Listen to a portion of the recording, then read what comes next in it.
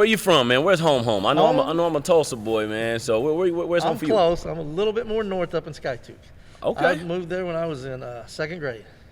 My dad was a coach up until then. And then when he came here and was the principal at SpeakUp, and then was the assistant superintendent and was the superintendent 1 year there at SpeakUp too. So. Oh man, you want to talk about putting in some time? Yeah, he was loyal there to SpeakUp. Yeah, and that's where I first got my opportunity to coach, was at SpeakUp as an assistant. So, Really? Yeah. Now, how old were you? You remember? Yeah, because I got very late start, because I kind of doing it backwards what everyone else did. I lived my life. I lived in California for a while and everything after college, and one thing I'd always said was, I'm not going to coach and teach.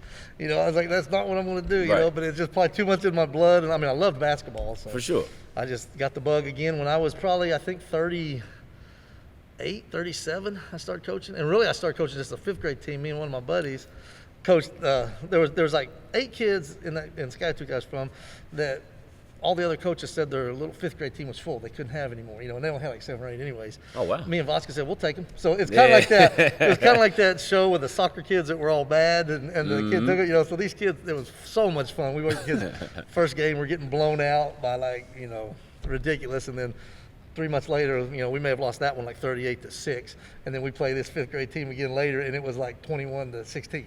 See, there you go. Just to see the improvement in those kids as you taught them.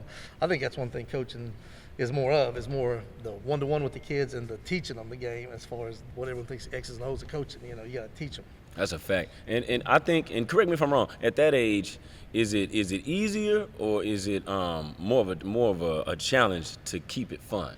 I think it's easier for me because I like to try to think, as I get up here, I'm so competitive as the levels get higher. I coached the high school way different than I coached fifth grade. And then my next job after that fifth grade was I was able to do the 7th, 8th, and 9th at SpeakUp. So, and I coached them a little more serious. We're trying to win every game. I'm playing just a few. I might play a few bit more there. Right. But in high school, man, the best are playing. I'm playing to win every game. That's a fact. And, tighten up that rotation, baby. They wouldn't keep score if it didn't matter, winning and losing. So, and I don't know how easy it'd be for me to go back down to the junior high level and kind of realize how, okay, these kids are just trying to learn the game and get a little better, because I want to win every game. That's a fact, and I'm glad you said that part, because I can remember earlier in my coaching career, I would see some of the young ladies at the time when I was coaching girls. By the time they enrolled into high school, some of them would be just miles behind the rest of the pack, and you could just look at them and tell that, okay, that this is your first time doing this. And as a competitor, it was frustrating, because it's like, okay, what makes you think that you can wait till you're 14 or 15 and then say, I think I just want to play some basketball? But I had to get out of that mind frame real quick, because we got to meet them where they are and try to bring them along. But at around what age or grade do you think it should start getting serious and competitive? And I think it varies depending on the kid, because I even said that in coaching those in the junior high kids. I would coach one kid different than the other, because this one I could yell at, because and this one, boy, he'd shell out and cry. Might shut down on you. But talent levels, it may change as far as what I think on some of that, but I think 7th, 8th, you start letting them know, we're here to win. 4th, 5th, 6th, and probably even 7th more. You want to win the games, but everyone's going to get in the game. And 8th grade, everyone don't ever leave a game. I can think of some of my best players. I'm not going to say his name. Right. He probably don't care, but he's still coming to the gym. He is very successful. He's in the military right now. He was a freshman and was just terrible. Honestly, one of the worst freshmen we had. I remember after that, me and my dad were sitting out talking about, the next season. We said, man, if that kid ever plays for us, we're going to be really bad if he's ever. Well, needless to say, he started as a junior and senior, and we was in the state semifinals his senior year, and he was a starter. Yeah. So, that kid, most other schools would have gone with him. He worked his butt off every summer and just got better and, and loved the game. And you, like you said, it's just like Tom Brady. You can't, when they're young, you can't see what they got inside their heart and their work that they have, and that comes out later once they get that love for the game. And that love, it'll get them quick. Oh yeah, and it's so rewarding as a coach when you've seen this kid work and you've been in the trenches with him or her, helping them get better, grooming, and it's a slow build, and then eventually, they spread those wings and start to blossom a little bit. And I remember I use a lot of John Wooden stuff, and he said some of his best coaching jobs wasn't Lou Alcindor or and all them big names that you know of. Yeah, it was the kids that were average players that he made great players at UCLA that no one even knew about. That I don't even know his name, but he was a career backup in the NBA as a 7-foot center, but was not a superstar. But he got more out of that kid, and to see how good he did as not as high of a what they would call now recruit or that stuff. Coming into the college ranks. Now, when you got to the high school level, when was your first head gig? This was it at Webster. It was? Okay, how long you been at Webster? This is my 10th year right now. Wow. So, yeah. Wow. I mean, I started at Webster at about 38, I guess. Yeah. Yeah, because I started coaching about 36, 37 as an assistant. So I was very fortunate because I know I got the job over, some pretty good applicants in that situation. Mm-hmm. It's kind of like not what you know, but who you know. So, I mean, a couple of the principals, know me. The AD, Coach Krill, I remember him working when I was in college playing. I'd come down and play at Lacey Park with some of the guys because I'd play with them and they'd come back. Yeah. Classic, and man. we'd play up there. Coach Asbury there. Oh, yeah, he was my buddy in college. So he'd bring me back up there and we'd play up there. And all the Tulsa guys. I remember R.W. McQuarters, McDaniels would be up there playing. We'd come back. Those some quality names, man. Yeah. Big time names. But yeah, I was so happy to get the job because it was Bill Allen. Actually, I knew Bill Allen. He had come and he had known my dad's time. I went to his camps a lot as a kid, Camp of Champions stuff. But he did I think he did them at Nathan Hale a lot, and just got a kind of a good relationship with him. I still got a letter he had wrote my dad after watching one of my games in high school in the scrimmage and stuff where I'd scored a lot, and then when I played JUCO ball. We made the national tournament my freshman and sophomore years at NEO, and he went to the national tournament my sophomore year there with us. And I rode on his van driving down there just to help our basketball team. Yeah. I used some of those notes, that Bill Allen notes, for my resume when I put them in there. He's the legend there at the school. Maybe I can. You got to dress that up, baby. A lot of the stuff that I do too is a lot of stuff from Bill Allen. So. 10 years, man. I'm tripping a little bit because I was having a conversation about this particular thing with one of my good friends in the business not too long ago, and we were talking about how a lot of the mainstays seem to be sort of scarce. There's two of us now. Yeah, and I can't really knock it because I guess it's a part of the business, and you can't tell anybody what they should or shouldn't do with their own lives and careers. But I think of me, I succeeded Eli Brown over here at Central, and he was here for 10 seasons as a head coach, and I look back and like, dang, time flew. It does. How was it for you, man? Do you think it's taken off? Did it take a minute for you to find your footing when you got in the driver's seat? Well, you mean just to start off as far as the coaching goes? Yeah, no, being a head I coach. felt comfortable. My dad was a coach up until he became administrator, and I'd been in the gym, since I was little. But I think it went pretty fast. I was lucky. I always talk about lucky because that second year we made it to state. Yeah. After literally like they had won 7 total games the 3 seasons before total. I had a good group of kids, Anthony Wilson and Courtney Smith and just some talented kids. Just needed to.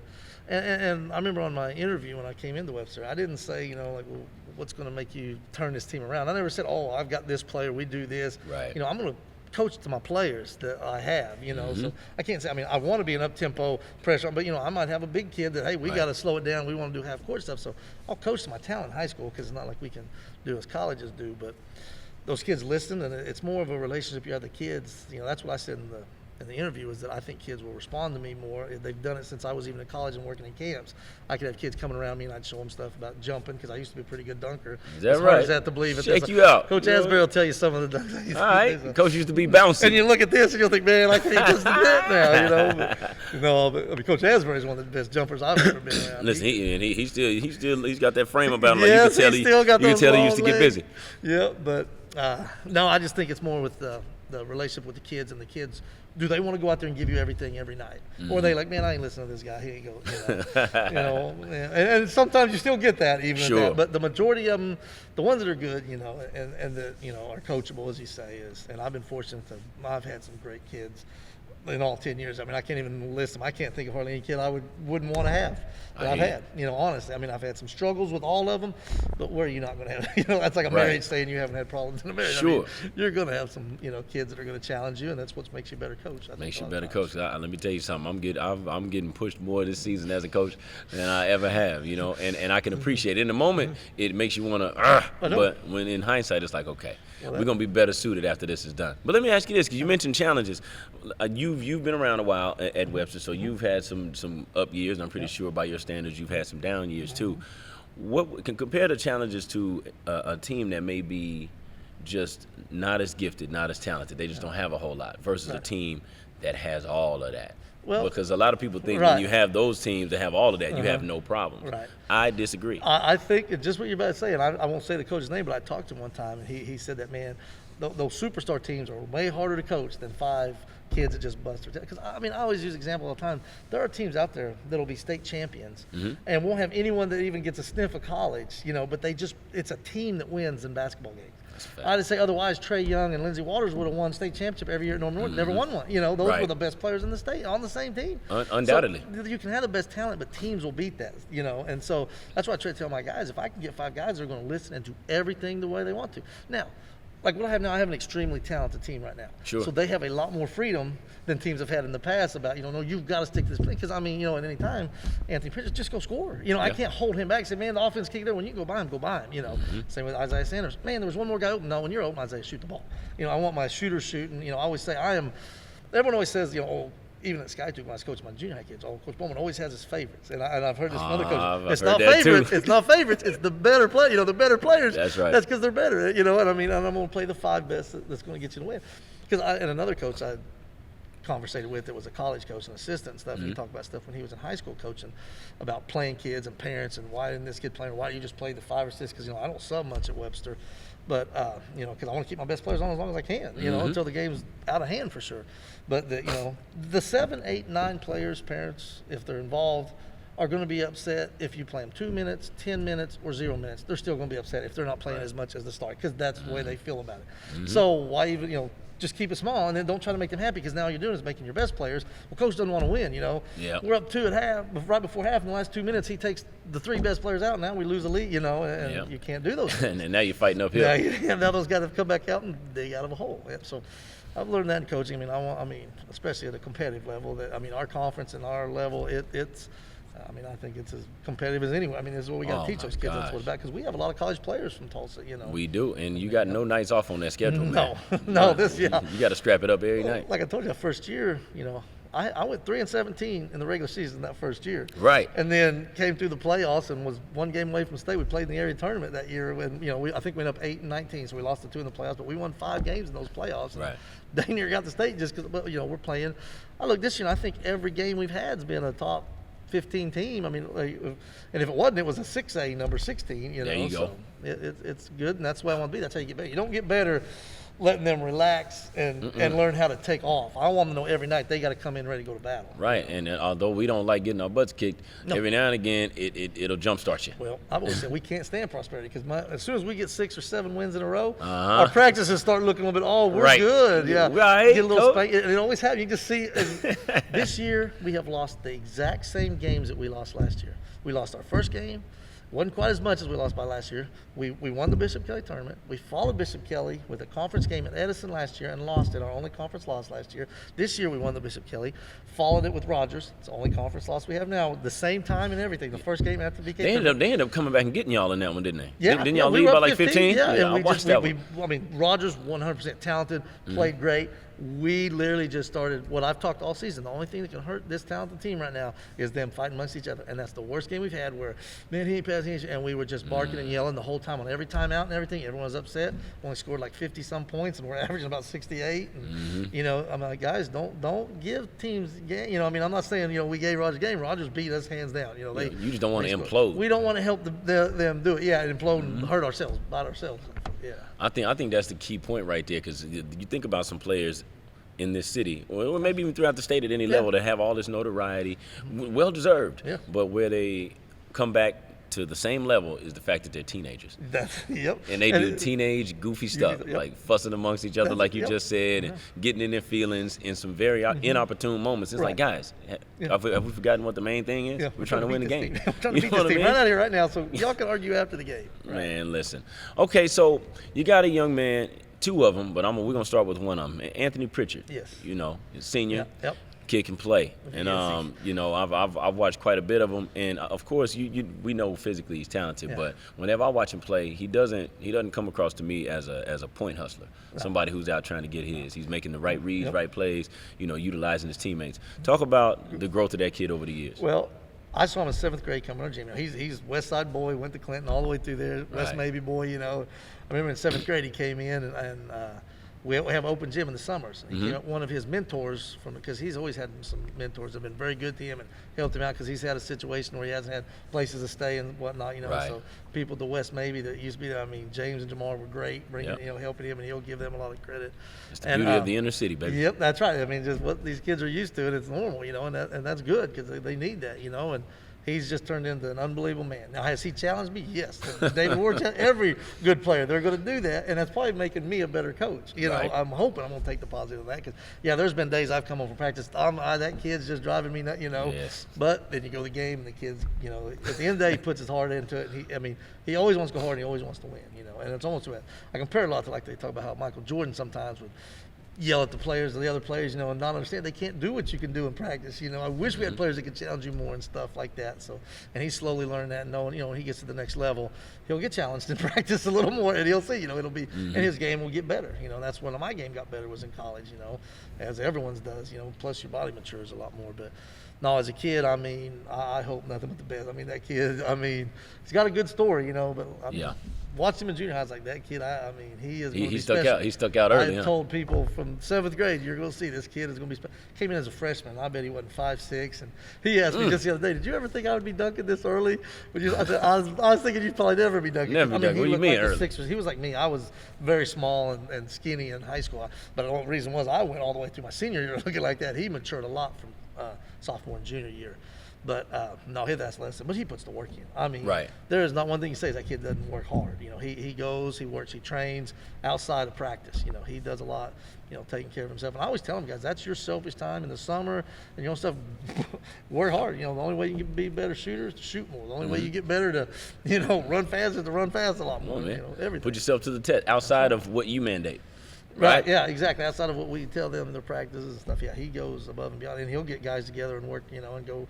I don't know. They play somewhere else now. I don't know what Y they go to, but I think a lot of them play at a Y with a lot of other kids from other schools around here. They all meet around. So. Getting real resourceful. Yeah, I like it. Yeah. Now, how strenuous are you guys as summers? In other words, how much time do you take of theirs during the summer? Are you a summer league guy? Are you a team camp guy, or a little of both? I do. We do. I try to play as many. I do all the team camps, all the summer leagues we can get into to a reason because it's only 1 month, so you can only do, there's not so much you can do. But we play a lot. We usually get probably 25 to 30 games in total. That's big. And I try to even get. Now my numbers are down this year, and it's because of the virtual and because of just a lot of the other situations. But I like to get 2 teams where I've got my, I'll put my top 7 on, one team to go compete with, and we put them in the 6A, 5As and the good stuff, Right. Yeah, and I want to get another one with my freshmen and sophomores to go play the class 2A or A, and get them some minutes so they're getting ready because we just got to keep moving up each, year as we come up. I like the kids we got coming back next year too, so I think we'll surprise people with the steps they'll make. We lost a lot because we don't have the freshman and sophomore teams this year because of numbers. Right. But we'll have to make up for it. But as far as summer goes with those, we just 9 to noon, always volunteer. It's funny. We start off in June, and some week we'll have 10, 15 there, and then by July it's 3 of them. And it's usually the 3 that you can look, and they're the 3 that's my leading scorers. The 3 that matter. Make them my favorite, but they've been in the gym the most. Yeah. Those kids can always make excuses, and I got other sports. Well, that's fine, because you play basketball. I've got 3 basketball players. You see the difference? That's right. You've got basketball players, and you've got kids that play basketball. Those kids that play basketball just enjoy the season, and that's fine. There are those. Not everybody's going to love this game and be putting 3 hours more in a day from it, and there's nothing against it, because my God, if every kid would just work hard, the game would be. Man, you'd be racking up gold balls. That's exactly right. So, and that's probably what some of these little communities why they do good in that is because there's not much else for them to do in there. Got them year round. Basketball together. You said a great word, favorites, because I've dealt with some of that chatter indirectly. None of it. It's funny how it never really comes right at you. But you know what they're thinking. Yeah, you know what you know. I've had some parents tell me for sure, and you hate it, but I can respect that because you looked at me and you said it to me. Yes, but right. and I'm gonna say something, and I want you to give me some feedback on it. Okay. The way I look at it is, I don't have favorite players necessarily, but I do have favorite kids. Yep, the kids. Whichever kids are gonna make my job the easiest. Who can I rely on to keep showing up day after day? Who do I know is going to be academically eligible week to week? Who's going to show up and be coachable and give me everything they've got and not be fighting with me? Right. Whoever those kids are, yeah, you dang right. Those are my favorites. If it comes down to that kid and another kid, they're equal talent, I'm going to play the kid that's been there the most. Come on now. And the one that I know, will give me all he can give to try to help the team win and not just be looking out for himself so much. Which a lot of those kids that think you're not their favorites or thinking they're better than the ones that you have that are scoring more than them. Yeah. And everything comes back to scoring. Why is that? I don't know. Everybody likes points. But you know what? I've got a player that I'll talk about that is Martwan Taylor. I mean, he's got over 1,100 points in his career, which people don't realize. I mean, and he's one of the best defensive players I've ever had. I mean, but he never worries about his scoring. Like he's had like 4 and 2 last couple games, but he guards the best player. Like he guarded, Brown this last game against y'all, and yes, sir. He guarded the man's kid against Owasso, and held him to 18, which is good for that, even though we got beat on that game. But he's just, he's just comes and works. He has a difficult situation too, kind of like Anthony, as far as he has sometimes, it's a little different. I have to understand that we miss practice sometimes, some of them, and you can't, you gotta. There's a line that is so thin about. You got to be a practice. If the kid can't get there, what do you do? And I can't go. I don't go pick him. I used to do a lot of picking up. Now with my situation with my kids, I can't have anyone in the cars. I can't even ride the buses. The doctor said to the games. Yeah, yes, sir. Because I got to be kind of isolated from the inside. Big gyms, he said it's okay, but you can't be in too many close quarters with people. Sure. But it really puts commitment to the test. Yes. You know what I mean? The ball is literally in these guys' court. That's right. You've got to just show up, guys. Yeah. I got some assistants do a good job if they're right there, because most of them are right within distance they could get there. Because that one kid I talked about earlier that turned out to be one of the hardest working kids, I said that started as a junior, senior, he moved and had lived over by Rogers High School his junior, senior year. He would ride his bike from over there to our gym every summer from Monday through Thursday to get to open gyms practice. Ride a bike over there. So I see these kids that live just in like Parkview or Western Pines. Guys, you could literally just walk here if you wanted to get here. If you really I didn't wanted have to a ride, Coach. I got up, but no one would come get me. Well, it's within walking distance. Come on now, buddy. Yeah. I got a lot of mileage up under my feet during my time, but they hate to hear us go back like that. Yeah. And Coach, you said something to me during the time that I was in quarantine and we were away. You called me up. We talked for about a half an hour, and you told me something that was it was hard to believe, but then again, once I second thought it, I'm like, no, that sounds about right for this year. You said at the beginning of this school year, you started off with roughly 24 guys total. Yes. And now, at that time, when we were talking, I think you were down to 6, maybe 7. 6 or 7 eligible. I've got 14. Okay. But all my freshmen, I've got one sophomore. My freshmen and sophomores total, we got 14 that, are still coming to the gym that we can practice with. But 7 jerseys that we're going to have, and that's probably all we're going to have through the rest of the season as far as eligibility goes. Man, would you say that was has that been the biggest effect on y'all's program as far as the pandemic goes? Because you all are still competitive, right? I think, and the good thing is that this group has been together for 4 years. These 4 have played together, so all of our plays and everything is pretty much. I'm one of them coaches. Here's what we do. We're not going to, I think XOs are important, but we want to run a few things and run them really good and have a whole bunch of stuff where I've got to teach kids so much. I want them doing more playing basketball than thinking, where am I going on 15 different plays? There you go. So with that aspect, it makes it easier in this situation for these kids to still be competitive because, we don't have a big complicated, system in, I always use the little funny quote like, well, this is not a Harvard math problem. We're going to keep everything simple here and the KISS method, And now next year is where it might show. Like I said, because my freshmen, sophomores are getting no games. Right. So those guys will be thrown right out to JV and like maybe a 6th or 7th man on varsity. So when they come to the game, they haven't even played a freshman game, some of my sophomores. Right. Their last game would have been an 8th grade game, and they're going to be stuck out there playing against Jinx in the first game. And those guys are playing well-oiled machine, baby. A, B, and C freshman games, three teams, you know what I'm saying, with 30 kids in the freshman. Yeah. So we're behind. We've always been kind of behind the, in a hard spot, and we just no excuses, just go play hard and win, For sure. I mean, there's literally no substitute for that. No. And when you talked about the way you formulate your system as far as not trying to overly complicate things, I think that does 2 things at one time. It's like you're catering to your personnel, number one, because we may not have, the brainiacs on the basketball floor. I mean, maybe it's rough on them to think the game. Yep. But I think when they learn how to be instinctive and instinctual, and read and react, now we're preparing them to be able to just play basketball in whoever system they go play for next. So I think we're doing them quite the service like that. Oh yeah. I mean, trust me, we've got a lot of sets and stuff, but we go over, and like I said, it's been 4 years. So if we just throw in 2 or 3 each year, by the time they're seniors, they know 12 sets now by heart. I can just call it, and bam, they all get there. So I'm definitely. My dad was the big advocate that I learned from Dog. Just keep it. We usually run 1, 2, 3, maybe 4 inbounds plays, you know. Mm-hmm. I might try to act like a good coach, so sometimes we might say like 8. We've go. only got 4. I didn't say 8, so maybe people think we got 8 There you plays go. and think this guy's a heck of a coach. Just a little misdirection, a little smoke screen. I ain't mad at it. Leadership, okay? Yes. I always ask this to any coach that'll listen to me yap about it. It's like, does your best player in your mind need to be your loudest voice when it comes to leadership? Well, I know a lot of people, and I am all for that, but it is very seldom for me has been that way. I was kind of not that way in high school, and especially college, because it wasn't like I was the best player. In high school, I was pretty much one of the best on my high school team, and I was a quiet guy. I didn't want to tell anyone. I didn't want to sound like, oh, I'm not trying to tell you what to do. I just want to play my game, you know, get the win, score my points, and, you know, you got, you know, and I've had several players that are like that, you know. Right. I've had one kid that was a leader. And it was when I was first. I mean, I'm telling you, Bonafide. Yes, I mean, he would get everyone. He would, and he would put it in a way that they wouldn't feel like they was degrading them or challenging them. He would put it in a way where they go, okay, because he was a freshman and sophomore when I got there, and he was leading. You know, and it was Courtney Smith. I'll say who that was, because I mean, the guys would listen to him, and he could help in practice. You know, and some players think leadership means I got to yell at him and get onto him. No, it's letting them know that I'm with you guys. You know, I need you, so you've got to make that cut when I dribble at you. You know, and not, man, he can't do that. Get someone else. You know, that's not the leader. I need the, you know, and like I said, we've got a leader by group, because I think we've got, you know, Martwan, Isaiah, and Anthony. They can all just play, and they all know it, so they don't need anyone to, you know, to push them. You know, Isaiah and Martwan don't need Anthony to push them. You know, Anthony and Martwan don't need Isaiah. You know, in the same circles. You know, with that.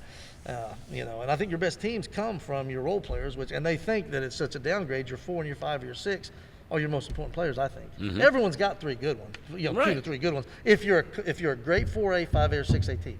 Because that's what I think separates a lot of the schools. In the 6A, we can't win. Because once you go down to the 6, 7, 8, those bigger schools have us dominated at those positions. I got you. My three I'll put up against Owasso, Broken Arrow. Now when we start getting 4, 5, 6, 7, that's where the depth chart gets a little different. Yeah, and the talent level, because my 4 or 5 might be their 7 or 8 on that depth. Gotcha. You see what I'm saying? Makes perfect sense. So they've got to know their roles, and I've been lucky because most of them, you know, have really bought in and say, okay, I've got to do this stuff. I got to be the guy taking the charges. I've got to be the guy sliding over and double running to help this guy, and run over there and help that guy. You know, because Martwan's having to face guard this kid, and they take those roles on it. And you know, I always say what we talked about earlier about Norman North, that teams win state championships. You know, that's true. Not individuals. It takes a talented team. It helps to have a lot of talent, but to get through that championship, you know, I've never been there. I'm just thinking, so I know what we need. We need, you know. But you've been close though. You've been at the dance now. We've been there you know, close. I ain't gonna let you sell yourself close. short now. Yeah. But I will say this: for some reason, I guess the words role player has like for some reason it's like a degrading connotation to these young men and young women. But it's like, really, if you break it down, and you know this, it's like your job is easier. Yes. Because you're not at the top of anybody's scouting report. Nobody's checking for you. Me in college, just go in and make threes and bring the ball up. There you go. That's great. I can do that. That's what I want to do and do it good. Yeah. You know, and I mean, I always loved like Dennis Rodman. I was a big Dennis Rodman fan. Absolutely. Man, but go hard, make everyone else, you know, and I know this probably most everyone's, and I like LeBron. Sure. But just competitive wise and just basketball, and who I would just rather sit and talk to and learn from, and I can't now. But Kobe Bryant. Kobe Bryant. You talk about, I mean, every high school coach would want everyone to be as dedicated as he is. Now, you know, he may go overboard with it. Some of his players are there, you know. He's a little maniacal. I love it because I remember I heard Shea Seal's story about when he played him one-on-one or something one time. Taking him bows and he to put the the mouth. elbow, and that made him go hard. And Kobe was mad. How come I got to elbow you in the nose to make you go that hard? Why won't you go that hard against me every time just to start? And I use that in practice a lot of times. You know, we got to get down 6, and now you're going to lock up. Right. You know, right. Start. You know, don't make something have to happen. Do that. You got to have that fire in you. And Kobe had it. Probably if he was in a pie eating contest, he'd have that fire in there going to get Started fighting in an empty room. That's what it comes to. But that's how you know we got good kids, which is a blessing and a curse sometimes. Because I have to get creative sometimes to sort of turn our guys, quote unquote, against one another, just for the sake of, you know, hitting another gear competitively in practice. Like, guys, if we won't bang each other up here, we're not gonna do it to the strangers out there whenever we roll into Webster. I've done the same thing in practice. I'll put Martwan Anthony against each other. Martwan guard Anthony, because if you're the best defender, guard him. He's supposedly one of the best scorers, and you know, I want them fighting at each other, and then in the locker room they're buddies. You know, that's it. It doesn't last long. No, you know, we get over it. Yeah, that's exactly right. Yeah, we try to do that as much as we can. You know. Out of your 10 seasons so far, or is this season number 10 right here? Number 10. Okay, right here. well we'll count this season too. Of your 10 seasons as a head coach at Webster, if you had to pick one team that maybe by your standards, was loaded pretty good, but you would say they underachieved. There's no doubt, and they'll all know Which team was that? Because it was the year that Central won it. 2015. Yes. Okay. And we had Kyrie Cooks, Greg Owens, both had full scholarships to go to Rogers State, Southwest Oklahoma State.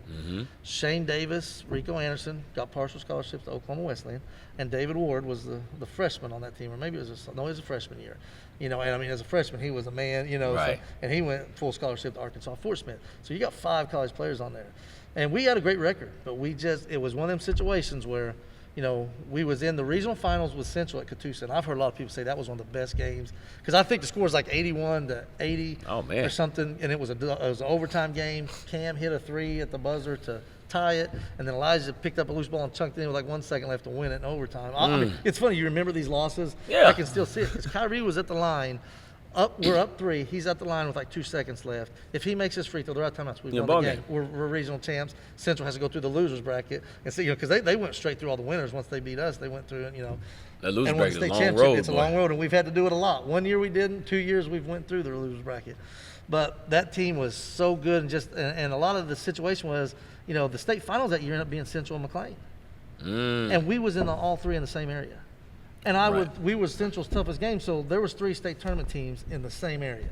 And so somebody was going to be the loser one of us out of the 3. One of us was going to have to be out, yep. And so, I mean, I look at it as like, man, just, I talk about guys about little things. I had a coach my freshman year, and I used to get frustrated when he'd always say, man, it's these little things. But why does coach always say that? And I catch myself, that's all I say to him now. Right. Guys, it's that one turnover, we've lost 3 games this year, 2 been to the buzzer. And I say, every one of you can think of 2 things you did through that game. Why did I throw the no-look pass, Right. Why did I shoot that 3 from way out, One mistake, just pick the ball up and hold it. And they come foul you instead of trying to pass it, and we win the game. It's just, I mean, it's not what one player did. It's an accumulation of all those little things add up to be so much, to overcome. Fell short. Didn't quite get to that state tournament, man. Didn't get that yet. Golly. And I know that stung. So whenever your season is over, not just that year, but period, how long do you take time off before you get back in the saddle and then y'all start preparing for your summer and then next season? Typically, and sometimes I'll let the kids, because sometimes I'll be so mad, all right, let's just come right back in the next week and we're going, because we have a last hour basketball as a class. So we'll go right back in and do it. And sometimes I'll be like, all right, guys, let's just, let's take a week or 2 off and come back. Because I think usually at spring break is right there after. Right. They didn't get their spring break. Which I think is brilliant. They put it right out of the state tournament, so that forces us to be hands off. Yeah, okay, let's just give them a week off, then we'll come back and go to work. But I've had some teams that I've said, all right, let's take another. No, Coach, we want to keep going. They want to get the underclass, and we'll say, let's keep going. So we'll see with this group this year. I mean, we've got a lot of work to do because we're behind. I've already said we're going to have to play as many summer league games because they've got no game experience. And in the preseason, usually I only play about 3 or 4 scrimmages. We can get 5 before the season. I'm going to get all 5 of them next year because they need more game situations against different teams, So that's big. That's called having the pulse of your team right there. That's right. Yep, knowing exactly what makes them tick. Do you share a lot of your athletes with football or any spring sports? Will you have them all? We usually do. I mean, football has been kind of this year. Yeah, the last couple of years. I mean, I think we had 12 football players out there. Really? Out of the 17. So if the basketball players didn't play, yeah. Like my 4 and 5 played football this year. So we went through all of our scrimmages with, I played 2 freshmen that aren't even suiting up now in all those scrimmages we did when we was playing those schools, But yeah, I mean, and I don't mind sharing the players. It's just sometimes, I mean, I don't know. It's for, I mean, what I don't like is when these kids get to be junior seniors, then they go out for football, and I'm like, man, just because you get big and that, and that's where I say the difference is. I mean, I'm telling you now, I watch more football than basketball. I love football. Right. If my kids were football players, go play. But if you're just going to play football, what are you going out there to just play football for? You're just taking time out of the gym because they'll all tell you, if you go out there for those three months, August, September, October, you're not touching the ball as much as you'll all say, coach, I'm going to keep working. Like, no, you can tell me that, but it sounds good. Yeah, it sounds great coming out of your mouth, but I know you're not putting in the shots these guys are when they're in here in the gym. No. And it's vice versa too, because it's like even when we have some guys who haven't played basketball in the last 2 to 4 years, and now here they are as a junior or a senior, and they want to come in, and so I immediately, whether it's fair or not, I'm thinking, okay, how seriously do you take this? Right. And I tell our guys everywhere that I've ever been, whenever the season's over and they get ready to go back to football or go to football for the first time, I'm like, okay, now they do football the way we do basketball. Right. So don't go out there wasting time. Because they'll send you right back. Yep. And you'll see that, oh, this is not sweet like I thought it was. I know. They all usually by the third game in, man, I should have stayed basketball. I know. I'm just saying. I don't tell them not to play. It's your choice because you can never go back. I don't want them to ever go back and say, man, I should have played football in high school. Because there's some players that I've had that probably should have played football. Honestly, now looks back, man, they could have been beasts. And then there's some guys that go out there that just literally, I'm like, you're spot playing. You could be in the gym here at least helping, and stuff. But we have a problem with numbers at our school, so I understand. I've never, been really hard. They come in, it's just let's go back to work. It takes them a little while to catch up to the other ones. Sure. As long as they catch up, then I'm fine with it. But it is what it is. It is what it is. It's a little tougher, but. And I think we do sort of have a similar demographic of kids, meaning that, hey, man, a little bit too much idle time could be detrimental. That's so right, you know what, man? If you need to fill it up playing football or playing basketball, but be my guest. At least we can keep tabs on That's you. right. That's true. And then they're staying in something that especially when I was gone this summer. Sure. A lot of them told me, well, Coach, we won't play football because we may not even be able to play basketball. I said, you're right. I agree 100%. You don't come to me. You want to play, go play. I'm not. There's probably are because there's a lot, but I'm a huge Steeler fan. Yeah, my mom's from Pennsylvania. Have you recovered, man? Yeah. I better not. I won't get too political, but I want to say this. Some people believe that. I had someone say this, and I love this. He said, "Guys, listen, that wasn't the Steelers playing last night. That was the Bengals. They had Bengals and Steeler uniforms out there." Oh man, there you go. Some people believe that, Whatever floats your boat, Coach. That's right. Now, and talk about as a head coach, was it ever difficult? Or maybe it still may or may not be difficult for you to delegate responsibilities to your assistant coaches. And what made me think about that is when you told me off the record, just like you said it on the record today, you having to take a leave of absence from your team completely, being in a totally different state, taking care of what any sensible person would Family first, we understand what the priority is, but you're still a competitor and you still got a job. Yep. So was it tough to feel comfortable with what was happening with your program in your absence? I felt comfortable, and I'll tell you, my dad was here, but I got to give a lot of credit to the man you said before, Coach Harris. Yeah. You got to have these young kids coming in because he's getting the kids, he's getting them in the gym. We didn't get to have any summer league games because they canceled the one summer league we're going to have, but he got them in the gym and he stayed every summer up there with them. I think Coach Baker was up there some too and doing a good job at helping kids. We got to help them with as far as even getting physicals and stuff to get where they can get in the gym. All that. So I really was comfortable. I watched our games on YouTube because a lot of our games were on YouTube last. So I watched all of our games last year up going through the area and stuff and took some notes and watched. I bet I watched Jinx and it didn't help because we got beat by that first game. And I watched probably every Jinx game last year while I was up there in Cincinnati. And I wrote all my practices out for about the first month and a half. For when I came back, I already had them all written down. Because every practice I have written down. 3 to 305 stretch, 305 to this, circle shooting, this, blowout. I write every practice down. No, I don't usually get all of it in because we'll go longer on this and that. But it's a good framework to have, though. And like I said, it's just a few things. We keep everything simple. So Dad, Coach Harris, I've got another new coach that came on volunteering, Coach Arnold, and he is going to be a phenomenal assistant next. I've been so lucky. I heard, and it's about true. You can look through my 10 years, about 3 years for an assistant, and then they go 3 years for the next one, And it's a good rotation because I want them to go on and become head coaches or, or go to another program and see how they do things. Exactly. And you actually answered my next question because I was going to say, I was going to ask you, does it matter to you, if you have the same unit from year to year? Because I think continuity is key. Yeah. But, we all got goals and aspirations for ourselves. How do you handle that? Oh, I'm fine. I always keep a few assistant coaches, and I've been lucky because I get calls, and I've had some great players from other schools and stuff that want to be an assistant. I just didn't have anything at that time, and I'll try to take them. Hey, if you want to volunteer, I can get you some help as an assistant in middle school. The stipends are real hard to come by here with just junior high freshmen and makes total assistant. sense. Yeah, but I want to keep as many I can because I know 1 or 2 is about to leave and have the next 2 or 3 ready. But we've always had still about 2 back or 3 from every year. We've never just wiped the slate clean. We lose maybe 1. Each year. We lost Coach Owens. I think was this year's first year. We didn't have Coach Owens helping with us because he was doing the head girls and still helped us some. See. Yeah, he was a big help for us. He's going to be a good head coach someday. You know? See, I think that's just testament to the program you've built to where, hey, people want to come. Yep. And then they stay a while. Yep. Yep. Now, I want to circle back to the team. Was it you may not have specified which year when you guys were 3 and 15? That was 11-12. 11-12. 11-12. That's interesting to me because, listening to that record, I want to know how you were able to keep those guys' morale up, for long enough for them to see the things change for them. Because, they hear the messages from us, the sermons, and they're all still of that. L's. They're still getting L's. They're still getting L's. And so, they start to look at you after a while like, Coach, Well, so how do you keep them up?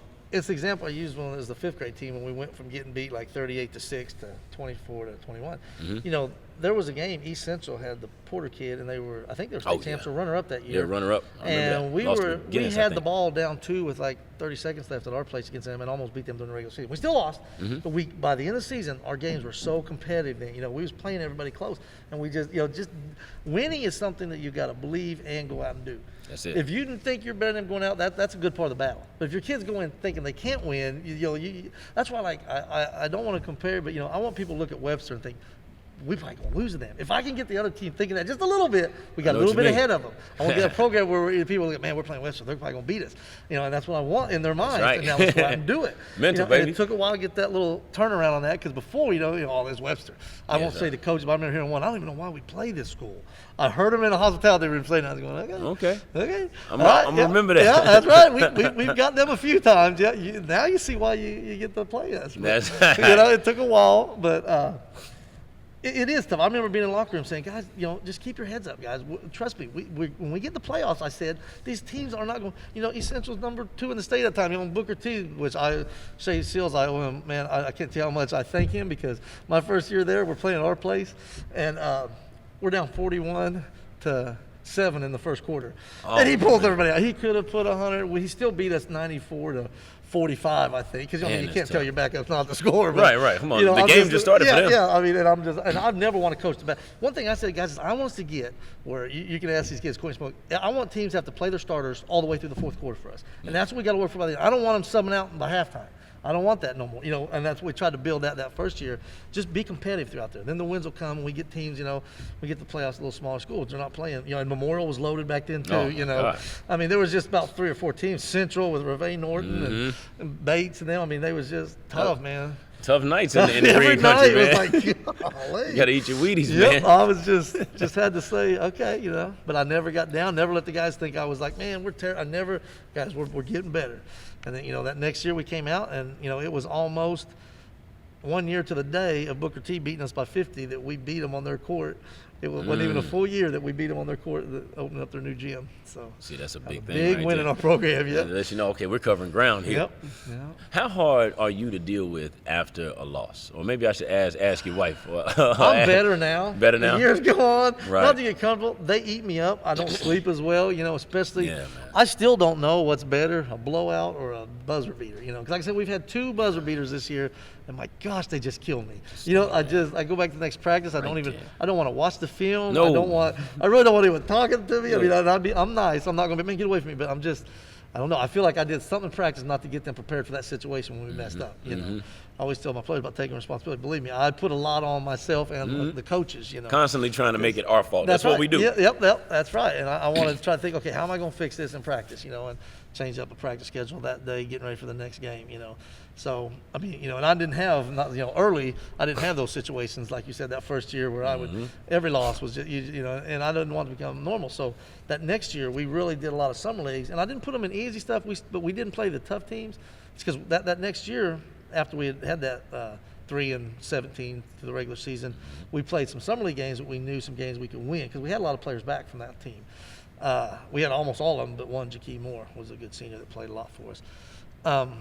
And we won some games and gave them we're going to win. We was like 18-3 in that summer league. And then we stopped, then we beat Booker T. And then we ended up that year, we went to state, and we was like 17-13. And then it's just kind of, getting just further and further up, baby. It's tough to go like this in this conference. Oh no, it's a this, the graph line, the slope is not as big as it could be in other conferences that you play in. True definition of the process. That's exactly. It's a marathon, not a sprint. Another great quote Coach Asbury told me when I first came there. That's a fact. This is a marathon, not a sprint. So just take it season by season. And what does that practice look like the day after a big win? Let's say whether it's a big emotional win, or maybe you beat a team that you weren't supposed to on paper, or maybe this is like your 5th win in a row. You know your fellas are riding high, but you know it's probably time to reset them real quick. How do you go in there and do that? One big win. This is probably the best group I've had for one big win. We get too many in a row. We start getting a little too buffer, you know, just like, I think that's always what happens by that BK tournament. You know, we go through and win those 3 games by big margins against, with 6 guys. Sapulpa, Union, with 6 guys. I remember that. And I remember the week of that practice where we go and play Rogers. I was like, they are just practicing so bad. They just not taking anything serious. You know, they wouldn't focus. I mean, I was like, I'm just scared in that game. And, you know, we were up 15 and just slipped away. And I think that's just, I always say, that's just, you know, I can see those things coming because you can tell in practice what their demeanors are and what they're thinking. True. They're already looking at, oh, we're going to beat this team, we're going to have this. Quit thinking of, we got Rogers. Yeah. You know, Let's do next what's in thing front right of now, us. we've got Rogers when we get back. That's all we're thinking about. In 2 weeks, we got Rogers. You know, I don't want to think ahead of, oh, we want to beat Memorial on the Friday. No, Memorial don't matter now. This next game is what matters. You know, we've got to beat Rogers the next time. And I think kids will look ahead of certain teams. That's more of a challenge for me. It's been to go into a team, you know, that they think, well, you know, we've been worse at this, like that, those district games when if you're real up there and you play that, I mean, and I'll prepare. I will prepare for them the same way I would prepare if we was playing Memorial for districts. We're going to know every player's position. They're going to know how many points that kid scores. They're going to know which way I want that kid to drive. And we're going to know every play they got. You know, even if that team is 1-27. And they're always, you know, because if I ask you to practice every day like we're playing Booker T or Memorial, then I should coach every practice like we're going to play Booker T or Memorial, not thinking, oh, we're playing, I won't say any schools. You know, right. Then, you know, we're going to back off on practice. No, we're going to go hard, just hard as them. Or you just can't, you can't let them think that it's ever okay to not go hard, you know. No. And something will happen to remind you hard work. that, hey, man, you better take everything seriously. Well, I like Kobe Bryant. That's it, man. That's it, man. Every game like it's I mean, his I last. almost feel myself like, man, I was going all summer. I know I've got to be, but these guys aren't shooting as good because I wasn't there to work with their shooting in the summer. You know, that's the way I feel. But that's ownership, though. Yeah. Oh, yeah. I'll always take responsibility for something that's on me. Is there a point in the season that you can tell that your team has turned a corner, or like, hey, we're getting there, we're starting to turn a corner? What does that look like for you in some of your teams in the past, where it's like, okay, I see it clicking? Yeah. Well, I always say we're trying to win every game. You know, we want to play every game, but I break the season up into 3 things. All right. I always say there's a season before Christmas. We're trying to find who we are. We kind of know our identity, but some of the stuff may change. We've been a zone team. Somebody by Christmas go, okay, we got to do a zone. The year when state semifinals, we realized, okay, we're probably better in this matchup zone. We're going to run that all year because teams can't guard us. Is what, you know, kind of see what our identity is going to be. And then we got from Christmas to the playoffs, which is usually about our conference schedule, and we go through that. And that's pretty tough. That's kind of getting us more of, you know, our practices start getting a little less. We're just trying to stay sharp on the things we put in early through the summer. Right. And then we got playoffs. Now it's time to go. You know, not like we're trying to say we didn't go to work in the first 2 little second season, but guys, we did all that just preparing this. This loss against Owasso at the buzzer, we're not going to make that mistake if we're playing Hall in the area finals. We're not going to let them have that shot that easy. Right. You know, we've learned. We hopefully, like, I mean, I remember Allison saying that one time, because, you know, every loss we're going to learn from, you know. So we've learned a lot in 3 games this year. That's it. We're learning a lot. Believe it or not, it actually has to happen. And if you lose and you don't learn nothing, then you really lost. So those corners to turn, we always just restart, I think, you know. So I can't think of any situation where we've gone, oh, okay, now we've won 4 straight, because we've won 11 straight. Then we've had years where we've just basically gone 3 wins, a loss, 3 wins, a loss, you know, and spaced them out. So you know, it kind of depends on your scheduling too. I think sometimes, you know, where you put the teams that you know are the higher competition, but with the tournaments we play like they are, we've got tough all the way through. Right. You know. Now, did you put it that way purposely, or that's just how the chips fell? That's the way I want. I don't want them to learn. Like, I like playing 3 games a week, because all through the playoffs you're playing 3 games a week. Yes, sir. I want them, so they're used to going tough game. And that's what's going to be. Quick turnaround. If you want to go to state, you can't think, well, we need a week to practice. If I was just wanting my personal want to say, oh, I've got 400 wins, I would say, okay, I want to have a whole week to practice for Memorial. Now I want to, okay, we're playing Owasso or Jinx. Well, I'm not going to play games that week. Let's just practice for Jinx. It's not football. I'm not going to do that. No, I want to go like this next week. We've got Rogers, Jinx, and Central. The 2 weeks, you know, when we come back, and it is going to be tough. But that's what we're going to have to beat 3 teams like that to go to state. You know, and it's going to have to be back to back to back. That's back to back, right? With no practice. And that in one between. is going to be Tuesday, Thursday, Friday, so it'll be close to back to back to back. Oh, or yeah. maybe it's Tuesday, Thursday, Friday. Right. Yeah, we'll play Memorial Thursday and you guys Friday. See, that's the week we just came out of. Went to Memorial, and then hosted McLean, and hosted you guys right afterwards, and it was a stumble. You know what I mean? These other 4A schools, they're not going that battle tested route that we do. I think a lot of them. I mean, I am all about scheduling tough and being competitive, and the wins will take care of themselves. Well, tell me about your college athletic career. You touched on it a little earlier. You said you went to NEO, right? You went to junior college route, and I'm a junior college product myself, right? I went to Murray State. Okay, yeah. And one thing that I learned, because I was a part of two bad teams, man, we stunk the joint up pretty good. But I did learn that. Like, I sort of went through this thing to where I'm like, I almost had to unlearn some of the basic things that I was taught as a young player, being a we over me guy and do it for the team, whatever's best to win, because that wasn't everybody's makeup in JUCO. People were trying to get jobs beyond that, you know, and it really put a lot of pressure on me to evolve or to some degree. I had to change some things up. Like, how was your JUCO experience? Well, I mean, I was a decent high school player. I mean, I averaged 22, but we didn't have a good competition. I played at Sky 2, so it wasn't like, we played, at that time, Tulsa 7 Conference was okay, and I mean, proud of what I did in high school, but I had to really prove myself going to NEO. Right. So I walked on there more or less. So my first year I'm there, I'm thinking, man, they had just won the national championship in '89, and this is '90. They'd won it with Terry Brown, with KU, and Marty Dowd. And I mean, because my dad used to coach in Kansas right there by Hutchinson, so we'd always go watch national junior college tournaments. So I'd watched all those. So I wanted to play in JUCO and play there. That's where NEO's was going to be at. So the coach gave me a chance. So I came up there. So my first year, I go in. It was Coach Gibson.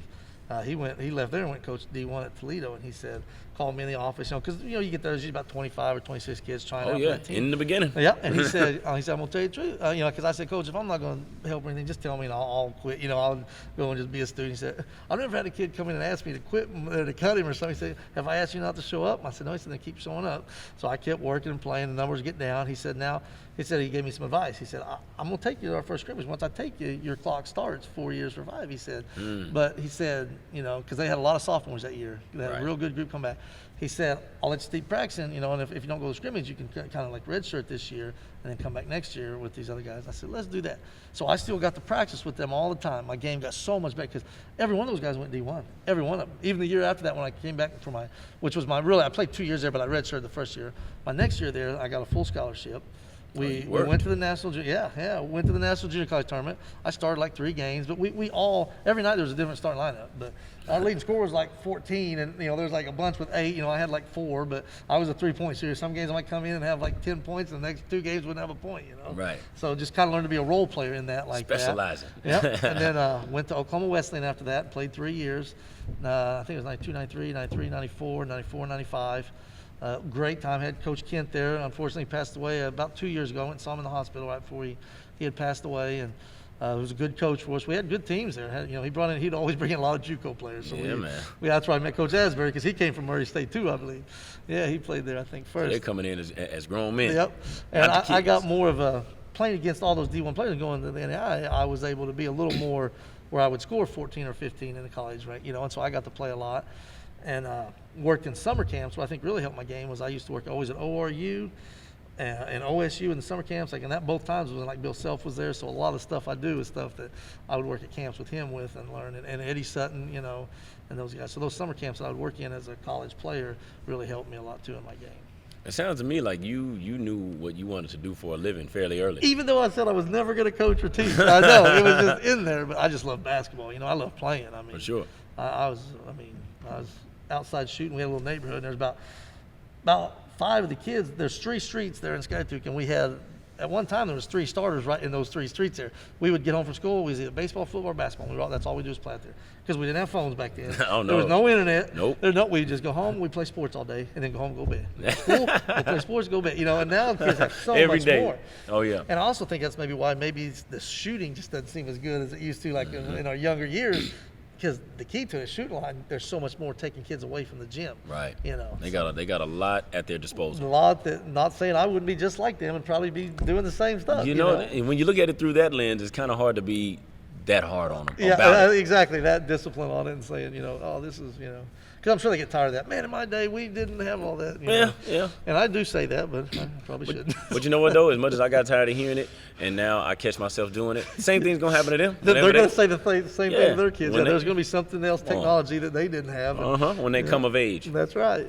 Okay, now balancing home and then this gym, because this takes a lot. This takes a lot of time. And you really got to love it. Yep. I think. I Now I'm not married and I'm not a parent, but you happen to be both of those. I got both. Yeah. How do you keep both worlds afloat without stretching yourself too thin? My boys love basketball, obviously. So there you go. They love it. We play. I got a little bucket in the barn helps. we got out there, so they play basketball. My wife's great. She comes to the games and big supporter. My whole family, my dad, my sister. We've been basketball junkies forever. So she knew coming into it's the marriage and basketball. And it's a trilogy with the three of us. Right. It's her, me, and basketball. We're all kind of together. So she's been super. I've not had any problems. If I got to stay late at practice, I'll just stay late. Those coaches' wives, they say, are special and hard to find. I've always heard that. So, that must hold true. That is true. Yep, and I'm very lucky. Well, good deal. Well, Coach, here's how we're going to wrap this thing up, man. Yep. This is arguably my favorite segment of our show. I call it All Due Disrespect, right? Okay. And where I'm coming from with that is, I think we all can reach back into the archives as competitors and think about a matchup that we lost, that we definitely feel like we should have won. And we probably still feel that way today about it. Yes. So if you could think of a matchup during your playing years and during your years as a coach where you lost and you feel like you should have won, which ones would you go back to? Oh, there was one. Let me think. This is going to be tough. I Tough can't to believe narrow this it down? is tough. So that must show you that the close ones you think more about than the ones that those do. Because I know we lost. We had beat Nathan Hale like 6 or 7 straight years. And then we had, I think it may have been that 15-16 with Kyrie. And we had one of our better groups, and they beat us. And they were they always had talented teams. They had Devontae Thomas Spider, and they had some shooters. Raekwon Elliott had been there. It was just something those about. guys. That's why I say it's some of those schools. They just you just got to get the winning mentality in their minds. You can have a lot of talent, but you got the winning's got to be taught there. But yeah, we lost to Hell one game. I remember that I just was like. It shouldn't happen. And it wasn't like we were up. It was just they just beat us. I'm like, what's going on? That kind of night. That was one of those nights where just nothing went right for us. Was it home or away? It was home. Oh, man. We've lost several of our toughest games at home. We're a better road team. That's what we do good tournament. Take us out of our. I don't know. That's it. This year we've lost 2 of our games at home. 2 of our 3 have been at home. See? Rogers and Jinx. So now we go. Hopefully, we pay them back and beat them on the road at Rogers and Jinx. We got both of them coming up. So. That's how you do that. They coming real quick. Yeah, they are. Now, well, as a player, did y'all pretty much put everybody to bed that you were supposed to? Let me think. In high school, I think we were 12 and 13 in high school. So I thought at one point we were 6-0 and like number 6 in the state. And a game, I think we said that'll be our first loss. We lost to Boynton. And that was when they had junior. They called him junior. I can't remember his name. Belton. I think his dad was the coach. Jeremy Belton was his name, but he was a great player. But I had 39 that game actually. There you go. But we got beat at the buzzer, and just another one. So that took us. I always think I just kind of turned our season around. We was up most of the game. I had 30 points at half on that one, and then I just had everybody running at me. I had 9 the second half, but just wasn't enough. And I just remember that Coach Deaton was my coach then on my senior year. He's been around from a long time around here at Oologah, different schools. So. And the buzzer beat up. Yep. Ended a big time scoring night. That's right. Yeah, I was like, man, first loss, and I think we lost the next game, honestly. Yeah, see, some carryover. They do, yep, because then you're down from that first night in that tournament. It was a tournament game. That's the real deal. But see, that goes back to 3 games a week, baby. That's Let's right. get tournament ready. We weren't ready for that. We weren't ready. You're right. Yeah. I hear that. Well, Coach, man, this has been a blast. I appreciate you coming over, giving me some of your time. Appreciate you having me. Best of luck to you the rest of the way. Thank you. And I'm pretty sure we'll be locking horns down the road pretty soon, right? We'll see you. What is it? 2 weeks from Friday? Yeah. 2 weeks from Friday. We'll do it again. All right. Thank you.